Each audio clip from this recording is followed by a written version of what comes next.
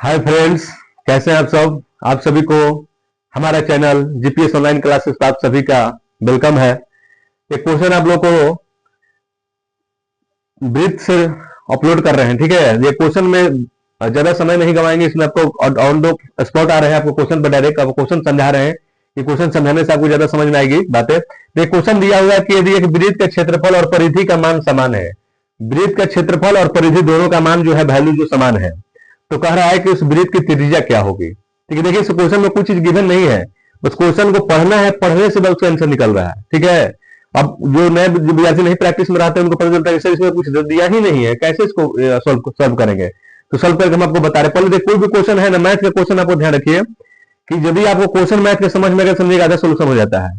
Question को 2 बार 3 बार practice पढ़ने का प्रैक्टिस कीजिए, ठीक है, क्योंकि मैथ का क्वेश्चन ही एक ऐसा सब्जेक्ट है इसमें सारा चीज गिवन रहता है, उसमें कुछ करने की जरूरत नहीं है। क्वेश्चन पढ़ गए, क्वेश्चन समझ गए, आपका हल हो गया। तो चलिए ये देखिए, हमारा दिया है कि वृत्त का क्षेत्रफल और परिधि का मान समान है, तो हम लिख देते हैं। यहां पर हल कैसे करेंगे, हल में जो हम करेंगे कि वृत्त का परिधि, वृत्त का परिधि जो हो गया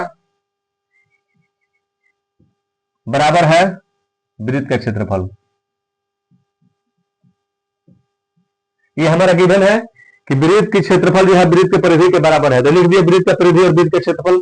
क्लियर है। अब देखिए वृत्त का परिधि हमारा क्या हो गया, वृत्त का परिधि हमारा मान लीजिए, इसको हम वृत्त के परिधि को बड़ा आर मान लिए 2 पाई आर, और इसको हम मान लिए 2 पाई आर छोटा आर। कोई दिक्कत किसी को। सॉरी, वृत्त का क्षेत्रफल होता है pi r square, pi r square हो गया, कोई दिक्कत। अब देखिए, अब यहां देखिए हमारे इधर भी पाई है, इधर एक पाई से पाई कट गया, यहां पर एक वार है, यहां पर 2 वार है, तो एक वार से एक वार कट गया, यानी 2 हमारा आंसर हो गया। बस समझ आई। यानी यार हमारा वृत्त का त्रिज्या कितना आ गया, यानी हम कह सकते हैं कि यार बराबर 2, यानी त्रिज्या हमारा कितना हो गया 2। तो जिस प्रकार के यदि क्वेश्चन आपको दिया रहे तो आपको समझना एक बात यह है कि क्वेश्चन को अच्छे से पढ़िए आप, ठीक है।